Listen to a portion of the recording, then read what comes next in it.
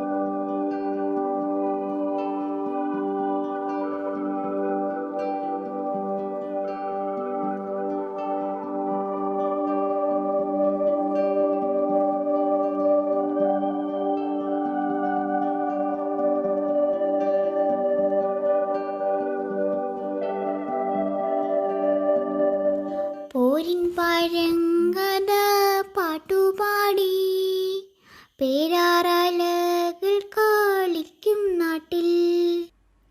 അങ്ങനെ നമ്മൾ നിളയുടെ കഥാകാരനിൽ നിന്നും നിളയുടെ കവിയിലേക്കെത്തി, അല്ലേ അമ്മക്കുട്ടി? ആ, പി കുഞ്ഞിരാമൻ നായർ. നിളയുടെ കവി എന്നാണല്ലോ പി കുഞ്ഞിരാമൻ നായർ അറിയപ്പെടുന്നത്. അതെ, അദ്ദേഹം ഒരു പ്രകൃതിയോപാസകനും കൂടി ആയിരുന്നു. പ്രകൃതിയെക്കുറിച്ചുള്ള അനേകം കവിതകൾ നമുക്കുണ്ട്. പക്ഷേ ഇവിടെ പി നഷ്ടപ്പെട്ട പ്രകൃതി ഭംഗിയെ അന്വേഷിക്കുകയാണ് ചെയ്യുന്നത്.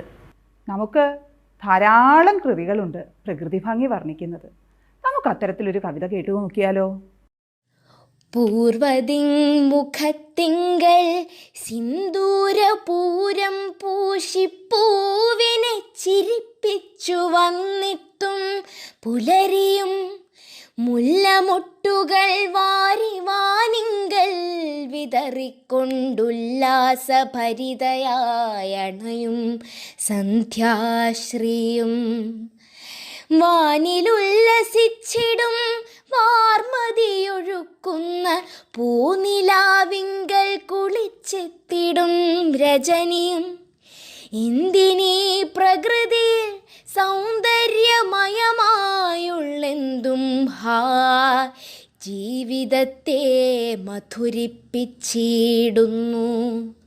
നമ്മൾ എത്ര കവിതകൾ ചൊല്ലി, എനിക്കിനി കഥ കേൾക്കണം. ആഹാ, നിങ്ങൾ കഥയുടെ ലോകത്തെത്തിയോ? അമ്മുക്കുട്ടി ഇവിടെ ഉണ്ടെന്നറിഞ്ഞപ്പോൾ അബുവിനും ഒന്ന് വരണമെന്ന്. ഹായ് അബു. ഹായ് അമ്മു. ഞങ്ങളിവിടെ ഒരു കഥ പറയാൻ പോവാ. എങ്കിൽ അമ്മുക്കുട്ടി പറയൂ. കൂട്ടുകാരെ, നിങ്ങളും കേൾക്കണേ. ഞാൻ കഥ പറയാം. ഒരിക്കൽ ഒരാളൊരു കിണറ്റിലേക്ക് നോക്കിക്കൊണ്ട് 99 99 എന്ന് എണ്ണിക്കൊണ്ട് നിൽക്കുകയായിരുന്നു. അതുവഴി പോയ ഒരു വഴിപോക്കൻ അത് കണ്ടു. എന്തിനാ അയാളിങ്ങനെ എണ്ണുന്നതെന്നറിയാൻ വേണ്ടി വഴിപോക്കൻ കിണറ്റിലേക്ക് എത്തി നോക്കി. അപ്പോൾ എണ്ണിക്കൊണ്ടിരുന്ന ആൾ ആ വഴിപോക്കനെ തെള്ളി കിണറ്റിലിട്ട് 100 100 എന്ന് എണ്ണാൻ തുടങ്ങി. എങ്ങനെയുണ്ട്? നല്ല കഥയാണോ? നല്ല കഥ. ഇതിനൊരു ഗുണപാഠമുണ്ട് അല്ലേ അമ്മുക്കുട്ടി? പറയാമോ എന്താണ് ഇതിൻ്റെ ഗുണപാഠമെന്ന്?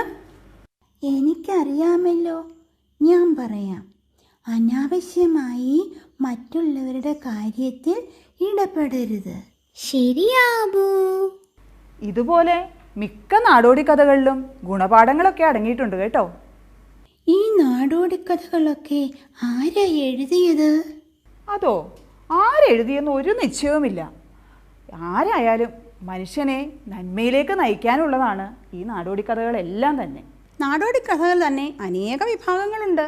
ജാതക കഥകൾ, ജന്തു കഥകൾ, ബീർബൽ കഥകൾ, പഞ്ചതന്ത്രം കഥകൾ.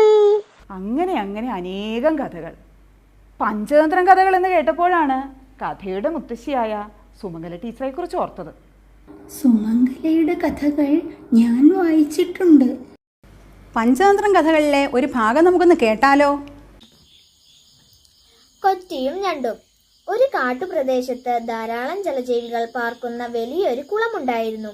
അവിടെ കൊറ്റി വാർദ്ധക്യം കാരണം അവശനായി മത്സ്യങ്ങളെ പിടിച്ചു തിന്നാൻ അശക്തനായി തീർന്നു. അവൻ വിശന്നു വലഞ്ഞു കരഞ്ഞു തുടങ്ങി. മുത്തുമണികൾ പോലെയുള്ള കണ്ണീർ തുള്ളികളാൽ കുളക്കര നനച്ചു കൊടുത്തു. അവൻ അങ്ങനെ ഇരിക്കുമ്പോൾ ഒരു ഞണ്ട് അവന്റെ ദുഃഖം കണ്ട് അനുതാപത്തോടുകൂടി ചോദിച്ചു, അമ്മാമ, അങ്ങു എന്താണ് ഒന്നും കഴിക്കാതെ കരഞ്ഞു നെടുവീർപ്പെട്ടിരിക്കുന്നത്? കൊറ്റി മറുപടി പറഞ്ഞു, ഉണ്ണി, നീ പറഞ്ഞതു ശരിയാണ്. വൈരാഗ്യം വന്നു ഭവിക്കയാൽ ഞാൻ ഒന്നും കഴിക്കാതെ മരിക്കുക എന്ന വ്രതം അനുഷ്ഠിച്ചിരിക്കുകയാണ്. അതാണ് അടുത്തു വരുന്ന മത്സ്യങ്ങളെ പോലും പിടിച്ചു തിന്നാത്തത്. ഞണ്ട് അത് കേട്ട് അത്ഭുതത്തോട് ചോദിച്ചു, എന്താണ് മാമ അങ്ങയുടെ വൈരാഗ്യത്തിനു കാരണം? കൊറ്റി ഒരു നെടുവീർപ്പെട്ടു, ഉണ്ണി, ഞാൻ ഈ കുളക്കരയിൽ തന്നെയാണ് ജനിച്ചു വളർന്നത്. ഇനി 12 കൊല്ലത്തേക്കു മഴയുണ്ടാവുകയില്ലെന്നു കേട്ടപ്പോൾ എനിക്ക് ദുഃഖം സഹിക്ക വയ്യാതായതാണ്.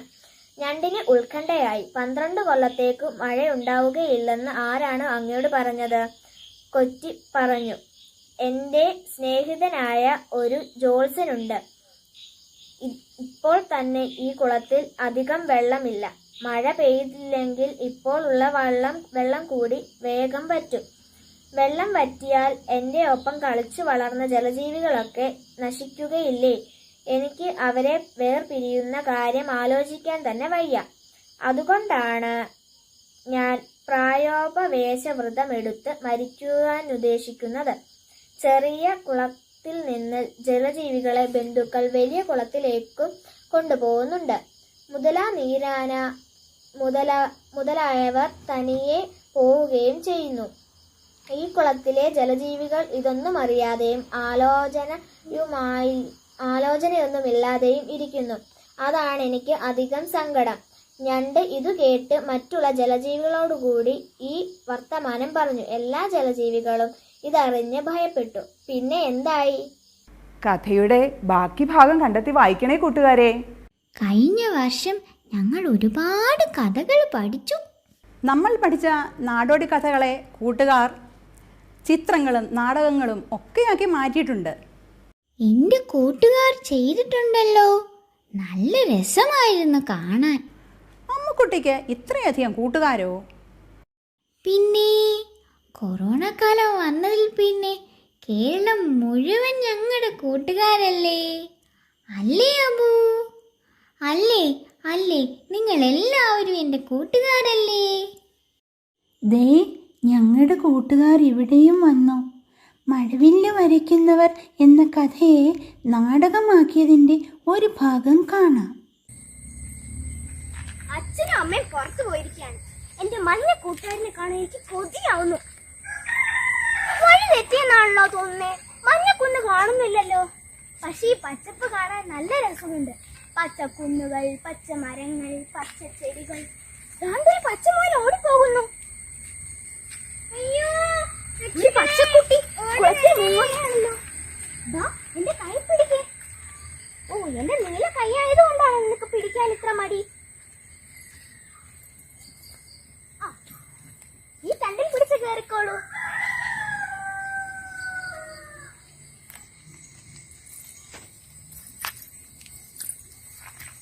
കാൽ മുറിഞ്ഞിട്ടുണ്ടല്ലോ.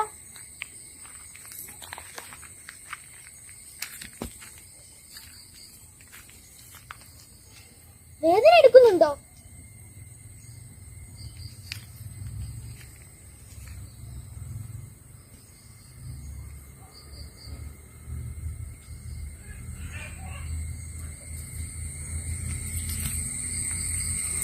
ഈ പച്ചക്കുട്ടി, ഇതിന്റെ പേരെന്താ? കുട്ടികൾ എത്ര ഭംഗിയായിട്ടാണല്ലേ ഈ പ്രവർത്തനങ്ങളൊക്കെ ഏറ്റെടുത്തത്. എന്തൊക്കെ തരം തയ്യാറെടുപ്പുകളാണ് അവർ ഇതിനു വേണ്ടി നടത്തിയത്. കുട്ടികൾ മാത്രമല്ല, അധ്യാപകരും രക്ഷിതാക്കളും ഒക്കെ ഏറെ തയ്യാറെടുപ്പുകൾ നടത്തിയിട്ടുണ്ട്. അത്തരം അനുഭവങ്ങൾ നമുക്കൊന്ന് കേൾക്കാം. കുട്ടികൾ ഒരു കഥ അല്ലെങ്കിൽ കവിത പഠിക്കുമ്പോൾ അതവർ ആസ്വദിക്കുക കൂടി ചെയ്യുന്നുണ്ട്. ഒരു കഥയെ നാടകമാക്കുമ്പോൾ ഒരുപാട് കാര്യങ്ങൾ ശ്രദ്ധിക്കാനുണ്ട്. സംഭാഷണം, വേഷവിധാനം, അങ്ങനെ പലതും. കുട്ടികൾ വളരെ താല്പര്യപൂർവ്വം ഏറ്റെടുത്ത് നടത്തുന്ന ഇത്തരം പ്രവർത്തനങ്ങൾ അവർക്ക് വേണ്ട നിർദ്ദേശങ്ങൾ നൽകിയിട്ടുണ്ട്. ഈ അടച്ചിടൽ കാലത്തും കുട്ടികൾ അവരുടെ രക്ഷിതാക്കളുടെ പിന്തുണയോടെ പ്രവർത്തനങ്ങൾ ഭംഗിയായി ചെയ്തിട്ടുണ്ട്. സ്കൂൾ അടച്ചിട്ടിട്ടും പഠനം ആസ്വാദികരമാക്കുന്നതിൽ കുട്ടികളെ സഹായിക്കാൻ കഴിഞ്ഞു എന്നതിൽ വളരെയധികം സന്തോഷമുണ്ട്. ഇത്തരം പ്രവർത്തനങ്ങളിലൂടെ കുട്ടികളുടെ സർഗാത്മക ശേഷികൾ വളർത്തിയെടുക്കാൻ കഴിയും എന്നാണ് എൻ്റെ അഭിപ്രായം. നമ്മൾ വായിക്കുന്ന കഥകളെ ഇങ്ങനെ ചിത്രങ്ങളും നാടകങ്ങളും ഒക്കെയാക്കി മാറ്റാൻ കഴിയും അല്ലേ? വായനയിലൂടെ ലഭിച്ച അനുഭവങ്ങളെ പല രീതിയിൽ ആവിഷ്കരിക്കാൻ നമുക്ക് സാധിക്കുന്നുണ്ട് അല്ലേ അമ്മക്കുട്ടി?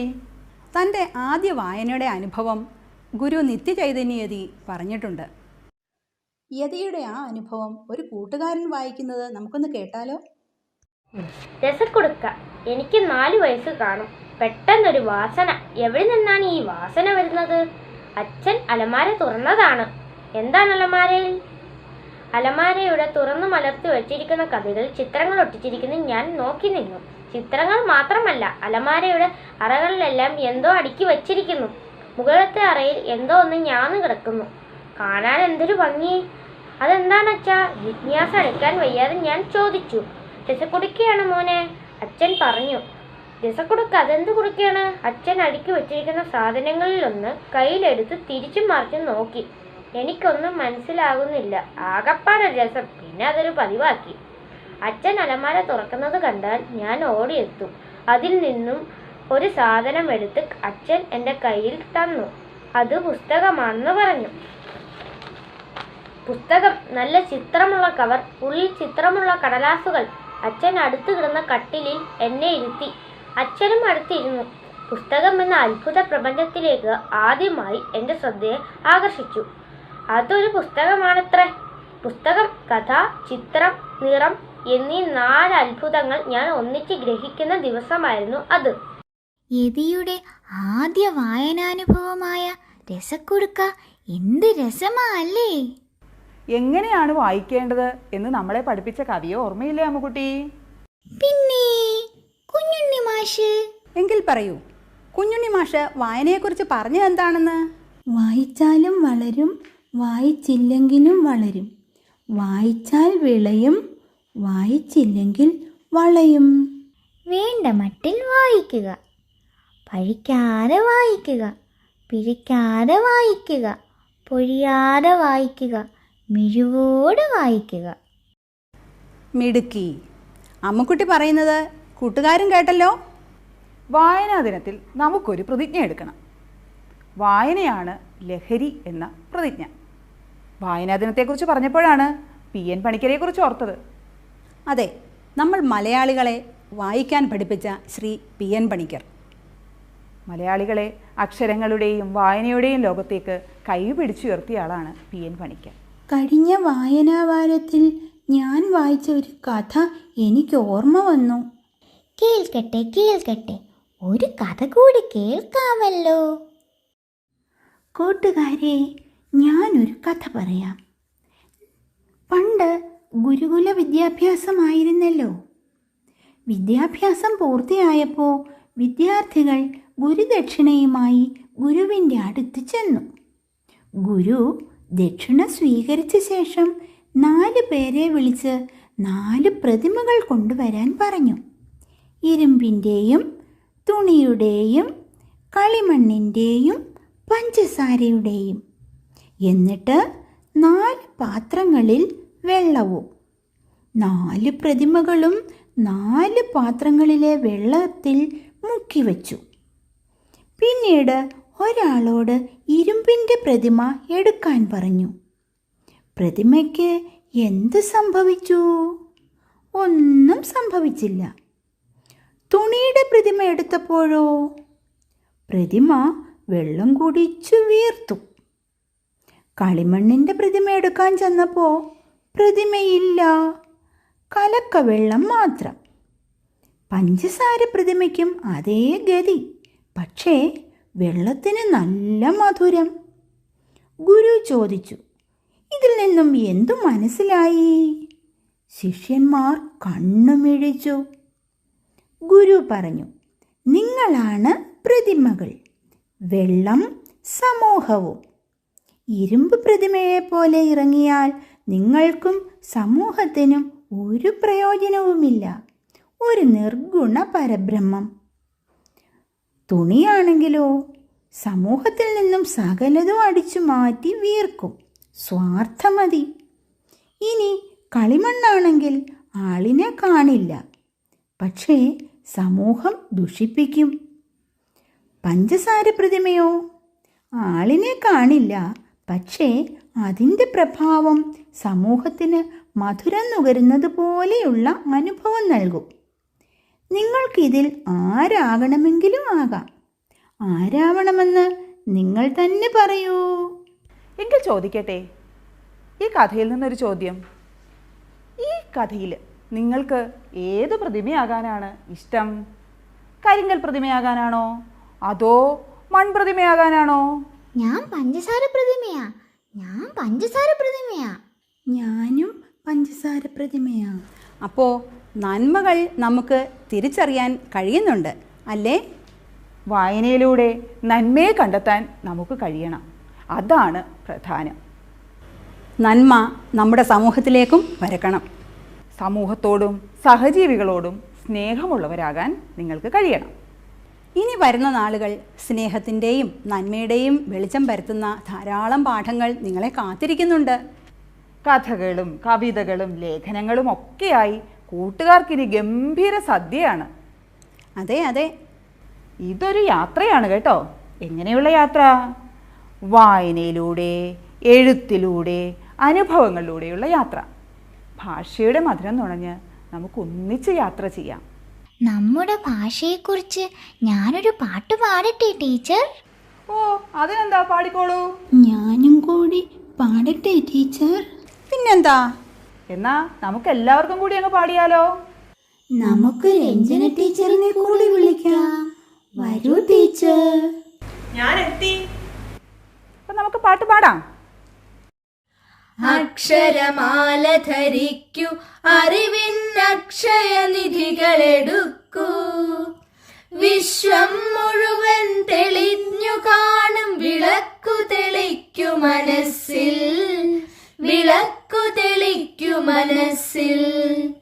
അക്ഷരമാല ധരിക്കൂ, അറിവിന്നക്ഷയനിധികളെടുക്കൂ, വിശ്വം മുഴുവൻ തെളിഞ്ഞു കാണും വിളക്കു തെളിക്കു മനസ്സിൽ, വിളക്കു തെളിക്കു മനസ്സിൽ. അപ്പോൾ മലയാളമാണ് എൻ്റെ മാതൃഭാഷ. മനതാരിലാദ്യം കുരുത്ത ഭാഷ, മലയാള മണ്ണിൽ പിറന്ന ഭാഷ, ജീവഭാഷ.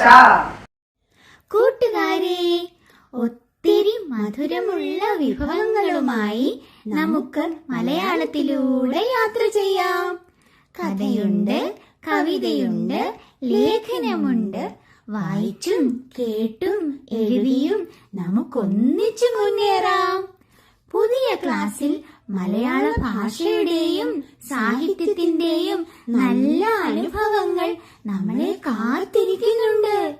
ഈ യാത്രയിൽ ഒപ്പം കൂടാൻ എല്ലാവരെയും ക്ഷണിക്കുന്നു. റെഡിയല്ലേ കൂട്ടുകാരെ?